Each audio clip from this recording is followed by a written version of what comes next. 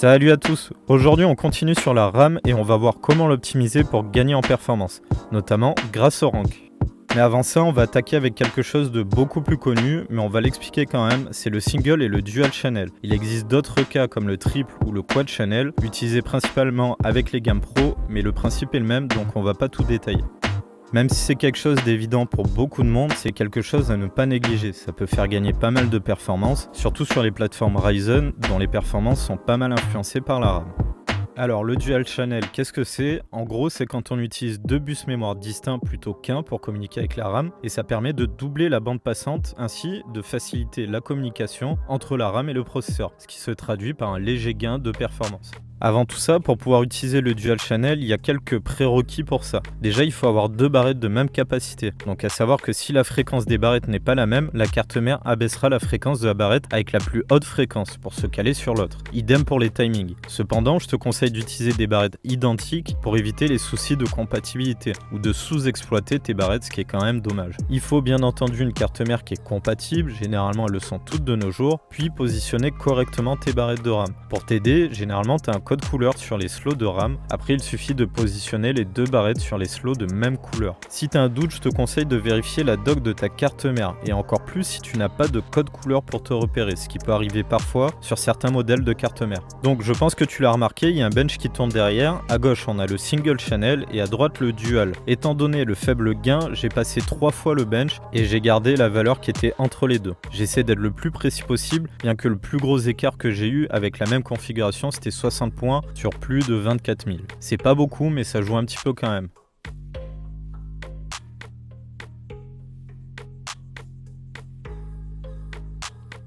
Donc l'écart est pas énorme, mais on a quand même un écart. On passe de 24 074 en single à 24 314. On a donc un gain qui se situe autour de 1%. Et ça, juste en positionnant correctement ces deux barrettes. C'est déjà pas mal. Dans mon cas, ça fait pas énorme, mais après les recherches que j'ai fait pour cette vidéo, j'ai remarqué que chez Intel, généralement, on a un gain d'à peu près 3%, donc c'est vraiment pas négligeable, juste en positionnant correctement ces barrettes, j'insiste là-dessus. Car oui, il faut savoir, le gain varie pas mal en fonction des configurations, notamment avec les Ryzen, comme j'ai dit auparavant, qui en profitent bien plus. Allez, maintenant on passe à cette fameuse caractéristique, le rank, qui est beaucoup moins connu mais qui joue pourtant sur les performances du PC. D'ailleurs, il ne faut pas le confondre avec le channel, car il y a aussi le single rank, le dual rank, le quad rank, etc. C'est une optimisation qui est surtout connue pour les serveurs, mais ça a aussi son importance pour jouer à des jeux. Donc le rank, qu'est-ce que c'est ?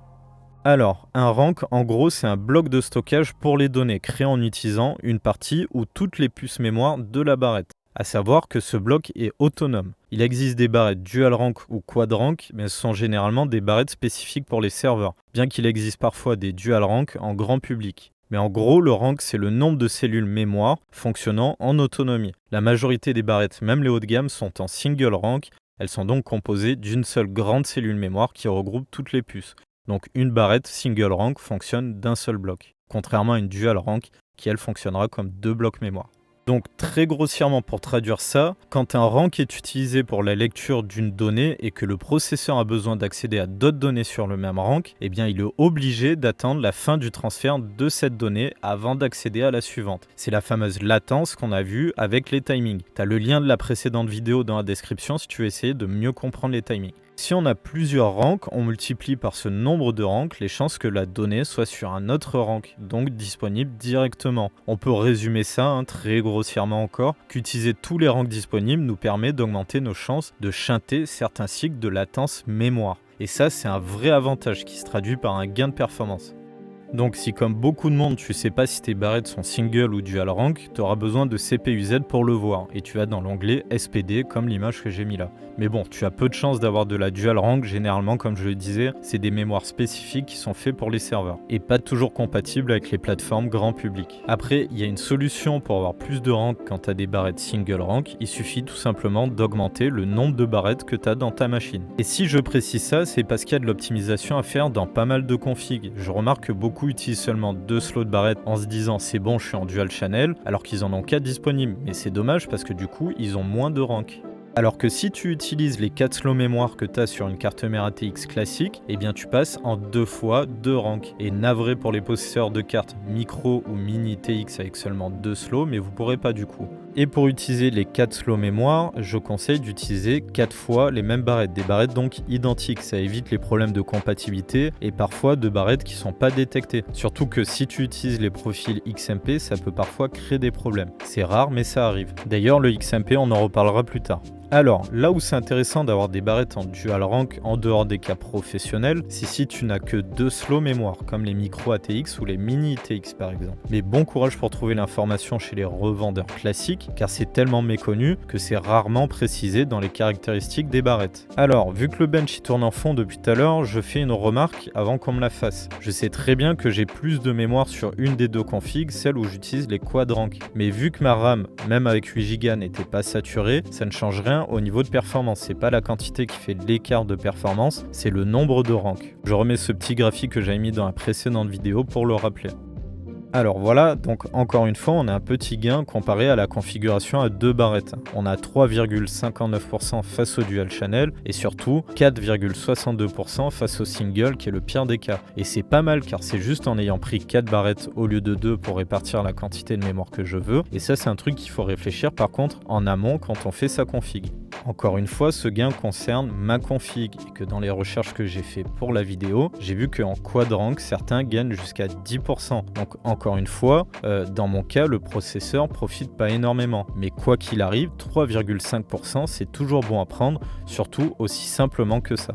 Après, bien entendu, le seul défaut que tu auras en utilisant tous tes slow mémoire, c'est que tu seras moins évolutif. Si ta config a besoin de plus de mémoire, tu devras revendre tes barrettes pour en acheter des nouvelles avec une plus grosse capacité. Donc c'est à toi de voir si tu préfères gagner des performances ou avoir des slows vides au cas où. Personnellement, moi j'ai choisi les performances. Alors maintenant, pour optimiser ta RAM, il y a encore une autre solution. C'est pas tout à fait l'overclocking, mais ça s'en rapproche. C'est les profils XMP pour Extreme Memory Profile chez Intel ou le DOCP, Direct Overclock Profile chez AMD. Donc ça, bien entendu, c'est si tu as une carte mère qui le prend en compte, mais aussi une RAM qui est prévue pour. Alors, si tu veux voir si ta RAM a un profil XMP, tu as besoin de CPU-Z, et ça, tu le verras dans l'onglet SPD.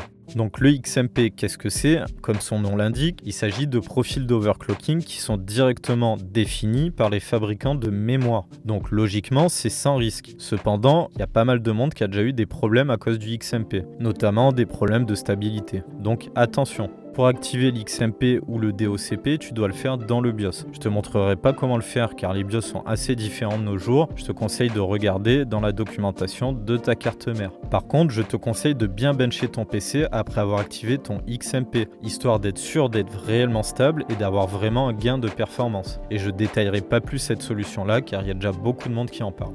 Ensuite, maintenant concernant l'overclocking manuel, bien que c'est ce qui peut apporter le plus gros gain en performance, j'ai fait le choix de ne pas en parler, car toutes les mémoires ne réagissent pas de la même manière et ça peut créer pas mal d'instabilité, des plantages, voire carrément de cramer des barrettes si tu vas trop loin. La RAM c'est un composant qui est assez fragile et par expérience je sais qu'on peut facilement les cramer. Moi ça m'est déjà arrivé et contrairement à l'overclocking CPU où c'est plutôt sûr et bien protégé, il y a quand même des risques. Après si tu comptes vraiment le faire, encore une fois il y a pas mal de vidéos qui en parlent, c'est pour ça que moi je le fais pas, car mon but c'est pas de te pousser à risquer d'endommager ton matériel, mais juste de l'optimiser simplement et sans risque.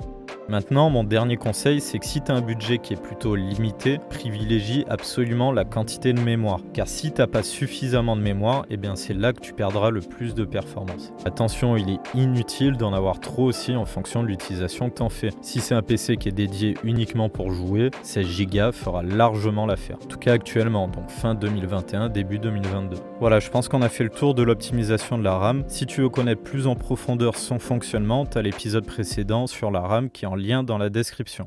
Voilà, j'espère t'avoir appris des choses. En attendant, merci d'avoir regardé cette vidéo en entier et n'oublie pas de mettre un pouce bleu et de t'abonner si mes vidéos te plaisent, en sachant que je commence sur YouTube, donc c'est un gros coup de pouce pour la chaîne.